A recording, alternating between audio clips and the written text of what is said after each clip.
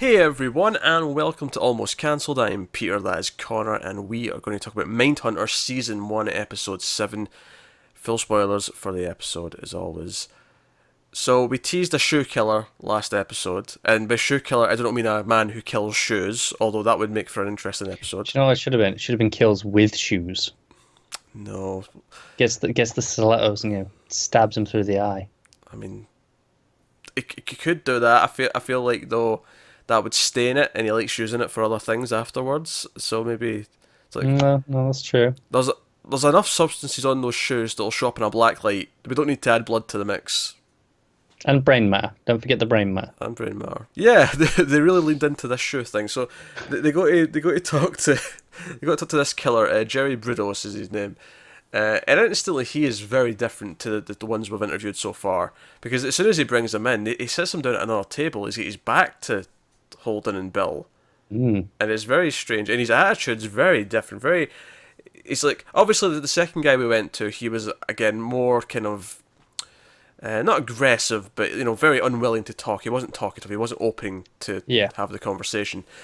And this guy, in contrast to those two, he's like, again, he's very not willing to talk, but he does it in a very different way, where he does talk, but he actually refuses to accept that he's responsible for the crimes they bring up. Yeah, he's very antagonistic, isn't he? He hits back at them, and he tries to play the game back instead of, the first one was open to talk, and the second one just didn't want to talk. He just shut down. Whereas this guy kind of throws back at them. And also running trend of them noticing the tape recorder and pointing it out. Although I'm glad this one did, because I was like, wait, did we just jump 10 years in the future? What is this fancy new little tape recorder? I know, I thought the same. Yeah, this is a more traditional sort of thing that we think of now when you think of a tape recorder. Implying people still think of tape recorders. Yeah, now you have an app on your phone that records. That's what you do now. Yeah. But but certainly this is the thing. So, yeah, I'm glad they brought it up though, because they brought it in, and I'm like, wait, have they got like a? And I say modern, modern for the time. I'm sure the quality is worse. I imagine the big reels are better quality than the little audio cassettes. Yeah, probably. And it's a very small mic by comparison. Yeah, because the last one was like a proper directional mic that they pointed at the guy's face, whereas this is just a kind of omnidirectional little bugger thing. Yeah, it's a little shell mic, which is, be alright, but it's definitely not going to be as good.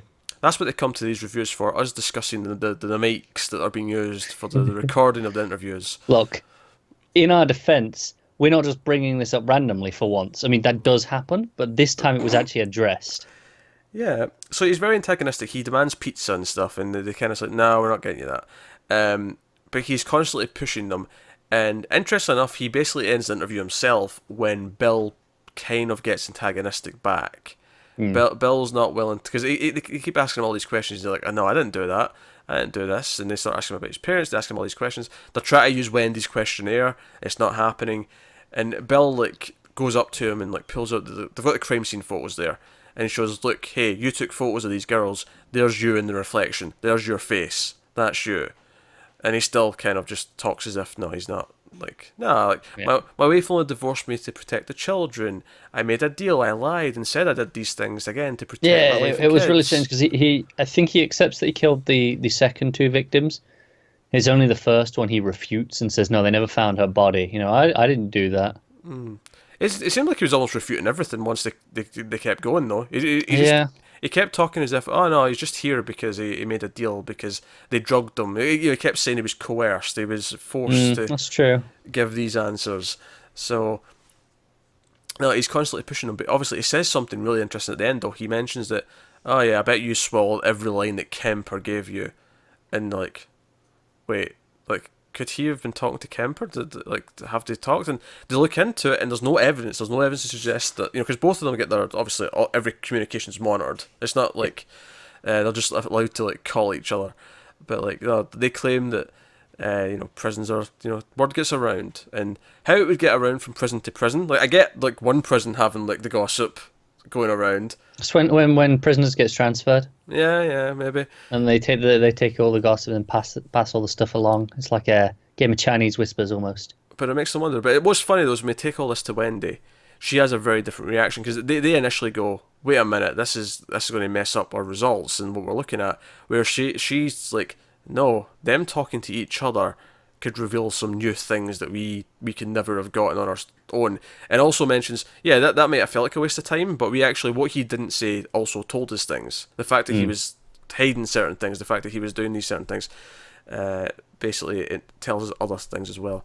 So when they go back, well, actually, I shouldn't jump to when they go back. We should get to that point because when they go back, they have an item with them. Holden purchases an item because obviously he's the shoe killer. He likes shoes. He has a big collection of shoes. So Holden happens to be with Debbie, and I love this is one of these things where whatever's going on in the case or the people they're interviewing will somehow kind of creep into his life. So I mean, there's that moment as they come out of that first interview, and Bill's a bit, he's upset, and he's like, he's like, this is really getting to him, and Holden seems so unaffected, and Bill says, either this should be getting to you, really. Either you're more like them than I think, or there's just something wrong. Yeah. But so Debbie's like, oh, she sees some shoes that she wants to try on in a shop window, and he's like, okay, fine, let's go in. And it's as they're sitting there, and he's looking over at some of the stilettos. He's like, and I'm like, oh God, Holden, what are you thinking? He's doing the standard boyfriend thing where girlfriend is shopping for the shoes. He's just sat there staring dead ahead, not paying any attention. Yeah, but then they catch his eye, and then he actually, when she goes to like try on like stuff elsewhere, he's like, hey, what's the biggest size of them you've got? Get me a pair. And my first thought was, yeah, okay, it's going to be something to do with going back to interview this guy. They're going to use them in some way. But at the same time, I thought, is he going to do something weird? Like he's going to try them on to see how it feels, just for the case, like just to sort of like compare himself. Yeah, try and put himself in them. I'm not their shoes. I wasn't going to say that. It was just rolling, and I was like, no, I've got to stop myself. So they go back. They go back to him, and they've got the box of shoes hidden. The shoe box is hidden underneath his jacket, and then at one point Holden picks up his jacket and puts it on, and Brudos is just like, "What's that?" But brought you a gift. Oh. What was it for? Like, oh, it's a gift for telling us the truth, for telling us some answers. And they actually do get them talking. And one of the things that Wendy brings up with them is, like, to Bill and Holden is, no, try and get them to open up by like being personal, talk about your own families. Not necessarily your real families, you don't have to actually use your real wife or son, but just, make up a son, talk about a son, like if it gets them talking.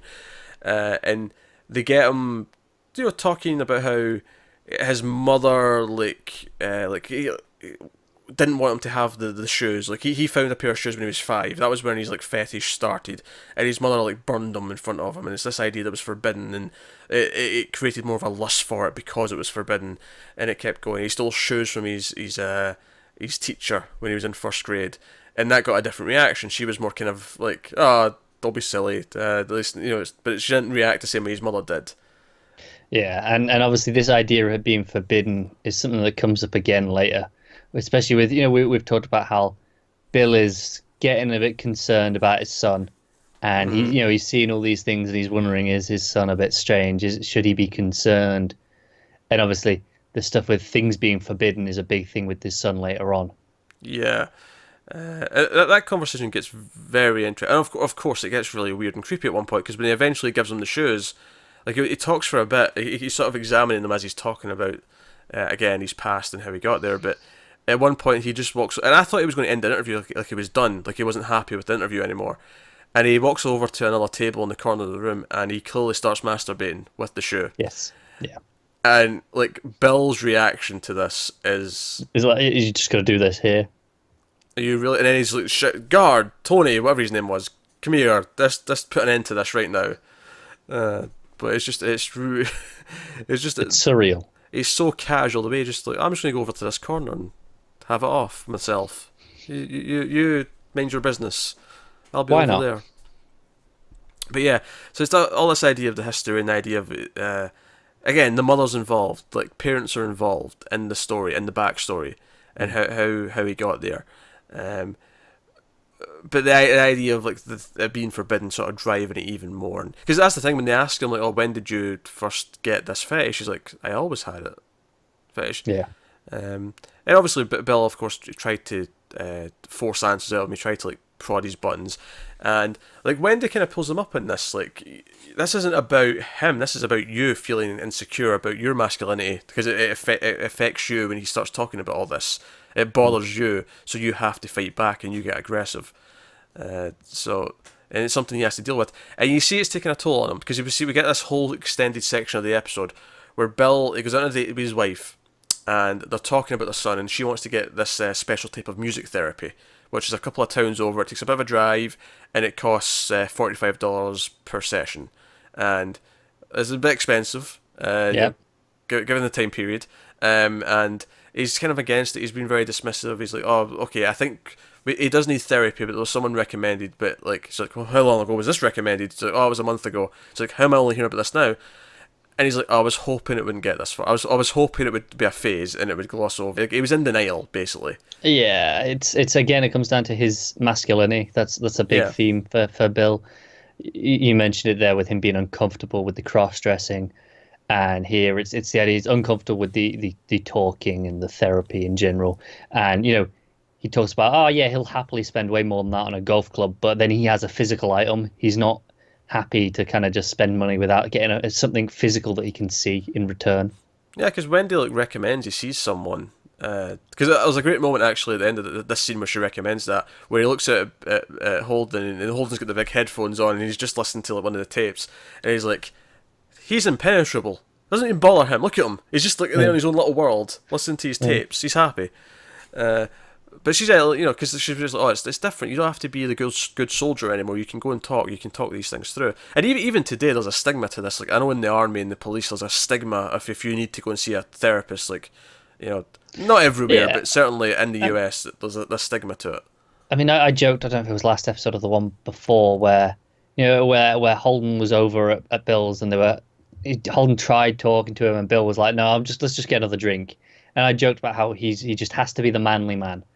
And that's very much the case, where he just can't.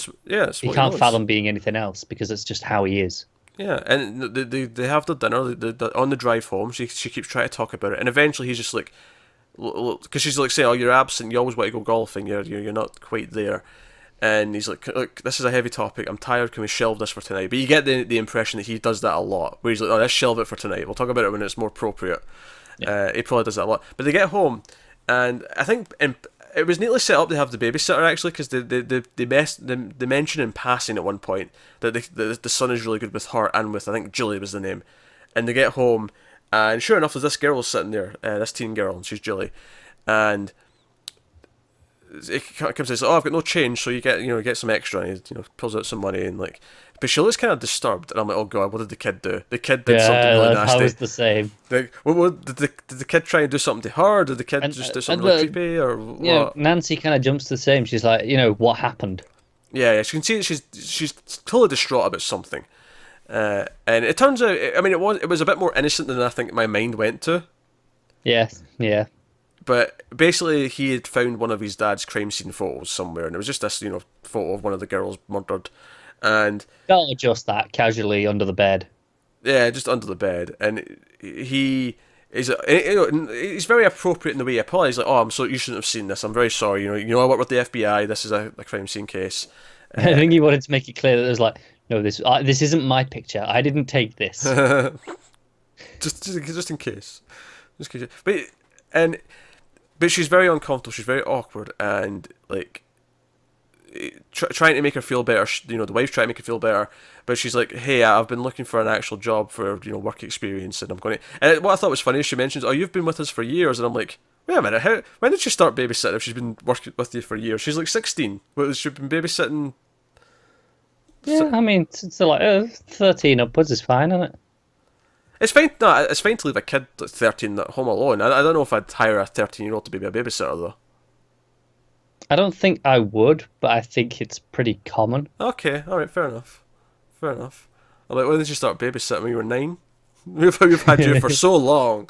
Yeah, I don't know, 13, 14. It'd be one of those like, oh, you know them, so they're not Okay, that's like fair. a random. I think 15 is the youngest I typically think of, actually paying someone to come and babysit.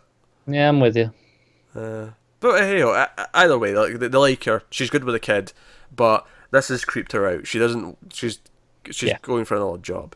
The scene's very well portrayed in that sense. It's very awkward. You feel the awkward in the room. Because they can't really argue too much because they don't. Of course, she's freaked out by what she just saw. Yeah. But yeah, and also the fact that the kid had it. The kid found it, and it was the kid that was looking at it. So Yeah, and this is where they talk about, it was in his filing cabinet in his office that he's gone there because it's forbidden. It's like, okay, yeah, it's forbidden. He's like, oh, I should have that locked. I need to find the key and lock it up. That's his solution, is to lock up more. To yeah. Well, I mean that, and then he goes, maybe I'll just get a new one. That cabinet is 20 years old. yeah. He doesn't even want to fix it. He wants to just replace it. Kind of mentality. And she's like, no, he's doing this because he wants to be close to you. And he's like, I'm trying, but he's not that fun. Which I love. I love him saying, I tried playing with him, but he's kind of boring. It's incredible, isn't it? It's a great line of dialogue for a Really father to is. say about their kid. It's great. I love It it. is. But he has this breakdown because she's like, oh, why is that even at home? Like, why are you the way you are? And he has this breakdown. It's like, oh, you want to see my fellas? I never talk to you about my work. You want to know why I never? Because of this. You want to see more? Let's go see more. And he like goes into the file and he actually mentions some of the cases we've already seen. He's like, oh, this one, cut off the boobs, and he's like, he's just flaying all these photographs around. And in this scene as well, because she starts off so mad at him, she can see as he's having this kind of breakdown and shouting. I mean, he's sort of whisper shouting because they don't want to break up the kid, which almost makes it feel harsher. Because it's like, yeah, we have to whisper in hushed tones because I don't want to break up the kid. But at the end of it, when he finally like stops, she just comes in and hugs him, and she can kind of tell that everything he does actually is kind of like weighing down on him. Like, and it's that masculinity we talk about. It's almost like he's using that to try and like, no, I'm tough. I can handle this because I'm tough. Well, it's the way he says, it's like he's not afraid that there's something wrong with the kid. He's afraid that he's the one that's broken. Yeah. And it's this idea that he's like, well, look, this is what it's done to me, and he doesn't want this to happen to his family, so he just takes it all upon himself instead. Yeah, but he's not processing it. He's bottling it up, and that's certainly something he's going to have to work through. But no, it was a really well acted scene. I thought it was giving him a chance to really shine. I thought as an actor, because we haven't really seen him snap in any way. Whether it's like a sort of emotional breakdown or an angry breakdown, we've never seen him snap. And he's mostly been very composed. Like even after like the car crash, he was still relatively composed. Yeah, so no, very good scene in that sense. Like that a lot. So, aye. So there was a nice little subplot with Wendy this episode. We see her at home, and she's eating some tuna, and she had some crackers and stuff on the plate, and it's just sort of casual night, and she's like, oh crap, I need to do my laundry. And she's in her new apartment, obviously, and she runs down to the laundry room, and she's putting her laundry in. And see the thing is, she looks at the hall, and it's sort of like looking down in the hall, and it's because she's kind of like, she's not wearing any like bottoms, she's got a shirt on and whatever. Yeah. But she's looking down the hall and stuff. I'm like, is she gonna get attacked or something? Like, are we setting up some sort of creepy stalker scene? Like, and then you hear it. and you hear a cat. You hear a cat outside this little window down in this laundry room. It sounds kind of distressed, and she goes back to her apartment and gets the leftover tuna and puts it on the sill. And she sort of watches for a little bit, but nothing happens. So she just turns off the light. She's done. She goes back, and she comes in the morning. She's got she's all ready for work, but she comes back down to check, and the can's empty, and she sort of smiles and puts it away. And then again later on, she specifically gets a full can, opens it, and takes it down. And she waits a bit longer this time. Nothing happens. She tries hiding behind the wall as well, like, so that it might not see her. So the cat won't see her. And then she eventually turns off the light, and it's when she's walking up the stairs, she just hears the sound of the eating. So she smiles again. And I like it, because I think... it's compare it to the whole killer things and getting them to talk. You can't just force it, you have to sort of lead them out. On their terms. Yeah. On their terms, exactly. And it's kind of something that she had to realise herself, because she was like, this questionnaire, we have to do the questions. And maybe that's something she had to learn here, was that. Also, always feed the cats. Yeah. Always do it. Cats are great. No, I wouldn't have bothered. No, see, this is why you are evil and soulless, and Wendy clearly has a soul. So I don't know. Just have a long tortured relationship with cats. that's because they sense you don't have a soul and they act accordingly. It's because they're evil. No, All cats are evil. No, you're the evil one. The cats are the heroes trying to get rid of you for everyone else. No. All cats are evil. No. It's just a fact. No, it's not. You silly dog person. So no, I enjoyed this little subplot. It was kind of just a nice little character beat for her and kind of learning something. Yeah, and I think just the idea as well that she's maybe kind of lonely. She just moved here. Yeah, adapting to life out here, sort of thing. Yeah, she gave up her life to sort of come and do this, and she's got her office now, which they come in and talk to her. Well, I mean, she's got she's alone now because she had a girlfriend before, so she's got to have a cat. That's how it works, right? If you're alone, that's it. You got to become crazy cat lady. I suppose so. I thought that's how it worked on TV.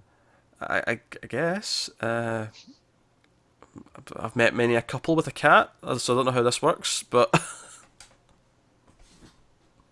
Stop ruining it. yeah, well, if you're going to say something stupid, then back it up. Prick. So yeah, no, I enjoyed it just from a little character perspective. It was a really sweet little scene, and yeah, and you can read into it just the idea of like drawing it out and say like, okay, no, we have to do everything the way they like it to get them to speak, to get them to interact. I'll be interested to see if we actually come back to the cat. Like, will the cat be living with her? Like, you know, by the end of the season.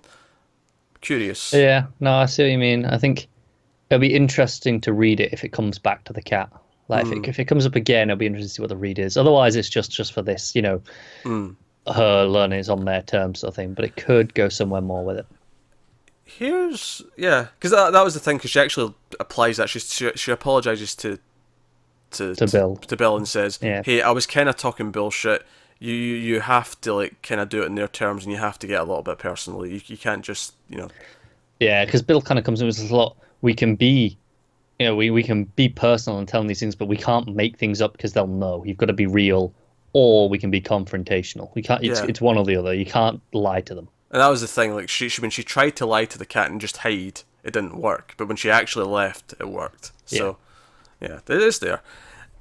Although we should mention that Bill does notice something in one of the photos, and it's the case from the first episode, which neatly seems to be tying into our guy at the start of every episode. Because at the start of this episode, it's very quick. He's in the house, and he's actually no, was they making the knot last episode? I think it was, because this one he was actually gearing up. This one he had the jacket out and he had the weapons ready.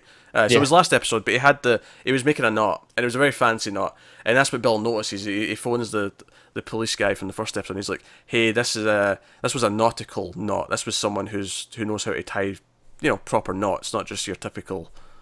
Yeah. I'm sure the regular knot that everyone knows how to do has a name, but I have no idea what it is. The regular knot. That I used to know it because I was in Scouts, so of course you were. I used to know these things, but it was irrelevant knowledge. I got rid of all that. Yeah, whatever. So no, I actually kind of like that. That's going to tie into that first case. That's actually kind of a nice. Yeah, it's a little twist, isn't it? It'll make it feel full circle when it happens, and it might mean that because we were saying we don't know how far they'll get with it, given that we've not even got to his crime yet. But given that we already kind of have had one of his murders, I feel like maybe they will wrap that up at the end of the season, depending on how they. I still don't think so. It depends where they go with it. I feel like it's possible now, though. I mean, I'm not saying it definitely will, but I feel like it's possible now that. Okay, because now that even though they don't know it, they are technically on the trail again. They are on the path for him. They just don't realize it. Yeah, I'm expecting they'll get a call next episode, or 2 episodes time, like back from that cop, and be like, "Oh, by the way, that bit of advice led to something." I mean, that's it. I could see that being the end of the season moment. Like that's led to there's been another one. Yeah, maybe, but we'll see. We'll see soon enough. Yeah. So the final thing that I think we need to talk about is the closing kind of scene. Debbie has Holden over for a nice meal, She's celebrating because she's done with the year at school. She's all her exams are done. She's happy about that, as you It's would be. always worth celebrating. Yeah, so she's made a nice dinner, and they have a nice dinner. He gets very complimentary. He sort of gives her this never-ending toast. Yeah, it's like, just wrap it up, mate. We just want to drink. Yeah, just keeps going about how great she is and how she's all these things and how he's happy to be in her life and so on and so forth. And it kind of feels like he's overcompensating a little bit, again, because he's been around these characters who are very... Disrespectful. I was going to say anti-feminist, but I mean, again, that's putting it lightly, I think. Yes. And there's a difference between anti-feminist and being a brutal serial killer and rapist, but... Yeah. Yeah, so but he's kind of, again, he's overcompensating and he's all this thing. But then she's like, okay, right, it's time to get kinky. She takes him to the bedroom and she's like, hey, you wait here. And she slides the door shut and he gets ready. He takes off his shirt. He's like getting all ready. He takes off his shoes. He's like, oh, I'm going to lie sexy. And he kind of thinks about it. He's like, oh, I'll lie this way. And then she opens the door and she's put on some lingerie. And more specifically, she has some heels on. And they're very similar heels to the one that he bought, what was his name? Brudos. Yes, presumably because they were the ones that she bought in that store. And she comes in, they start with the sex, and I love how this is filmed because he keeps looking down at the shoe. And there's one shot in particular when she's on top of him, and it's that shallow depth of field, and it's on the shoe, and him looking down at it, and that's what we're focusing on. Even before it gets to that, it's, he puts his hand down her leg and stuff, and he just reaches down and he touches the shoe, and it's before any of it is focused on it. We've got to any of these looks, any of the close-ups, and you can just see him kind of hold the shoe for a second, and you just know where this is going. Well, you know where it's going in his head to an extent, but you don't really know where it's going in the sense. Like, Right. I don't think you could have predicted that he was going to get uncomfortable and say, "Oh, this isn't you," and make everything awkward. I don't know if not that it isn't you, but him getting uncomfortable with it, definitely. Which is actually kind of interesting because it's the first time I think we've seen him really get uncomfortable. Kind of like how Bill is. Like this is where it crossed the line for him, where he's thinking about it. And he's touching it. He's thinking about it during sex. He's like, yeah, this isn't. Yeah, let's not do this. So I thought that was fascinating. That for him, it actually, because earlier in the episode, Bill even says about Holden, nothing affects him. He's impenetrable.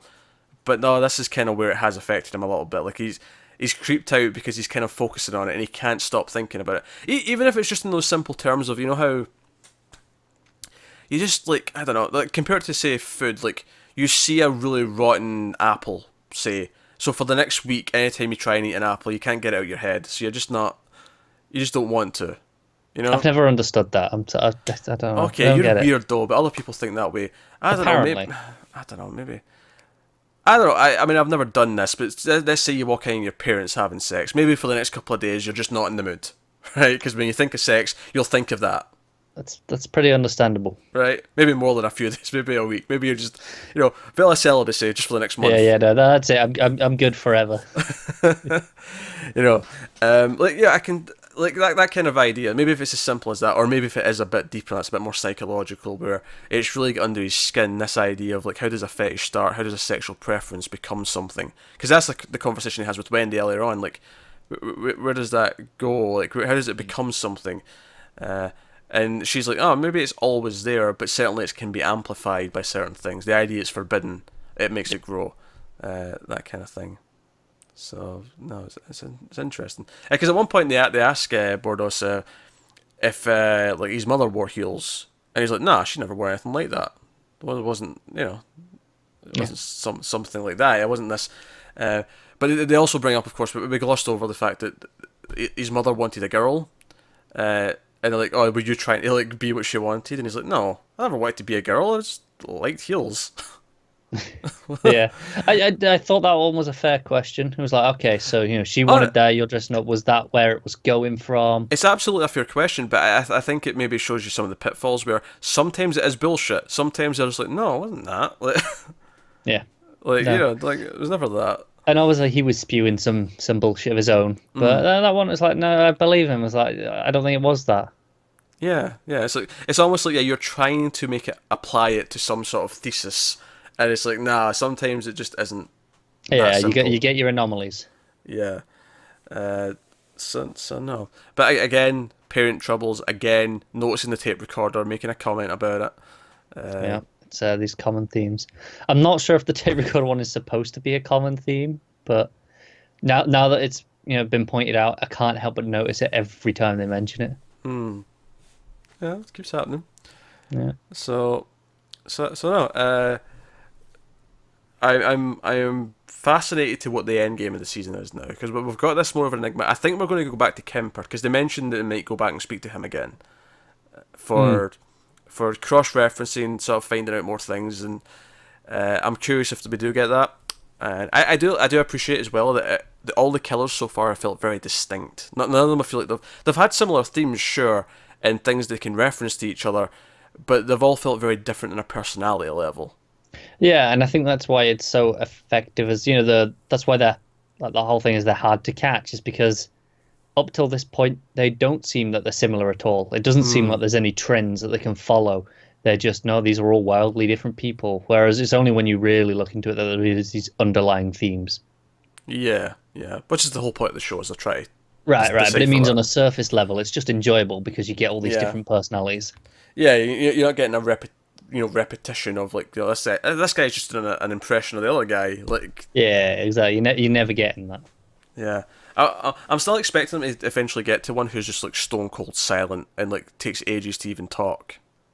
Because everyone's been even the second guy who didn't want to talk about stuff specifically, or even this guy, they're still very talkative. They just don't talk about what they're been asked to talk about. Yeah, the closest we've got is when they got turned away. It's no, he doesn't want to talk today. I do kind of expect there'll be one that's just kind of short answers that hardly says anything, kind of idea. I think that could be interesting. Maybe that'll be a season 2 thing, perhaps. But would make sense. Really cool. So not solid episode. I feel like in terms of quality, there's almost nothing to say from the past few, because they've been very consistent and just hitting all the beats. I think there was a build over the first few, but once it got to 3, 4, I think it's been pretty consistent since then. Yeah, in a good sense, it's been solid. Yeah, it hasn't. I don't think it's gone oh, that one was amazing, or any of them were that one was really worse. They were all pretty much the same, but they were at the same very good quality. Yeah, the shoe stuff was all kind of interesting just because it was a really specific kind of fetish, where the previous killers, they didn't have that thing. They're You just like it because it makes him more of a slasher villain. No, it's not that. It had more of a quirk to it, whereas the other guys, it was kind of just typical kill, brutal. You just like that he has a signature thing. Yeah, he's got a thing that they can name him after. I mean, this is what I said. This is why you like it, because he's like a slasher villain. It's he's got a thing. Don't get me wrong. The co-ed killer was such a good name because his name is Ed. But that's good. Yeah. But hey, so that's good. But the highlight of the episode, I think, was Bill's arc and Bill's sort of breakdown. I think that was the emotional core.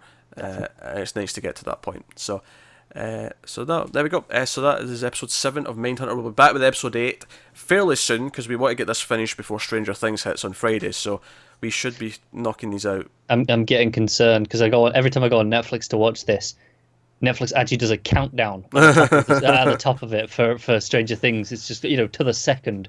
I'm like, stop it! You're making it look really, really close. I need to do this first. Yeah. So we've got 3 left after this, so it's conceivable that we should be okay. We just have to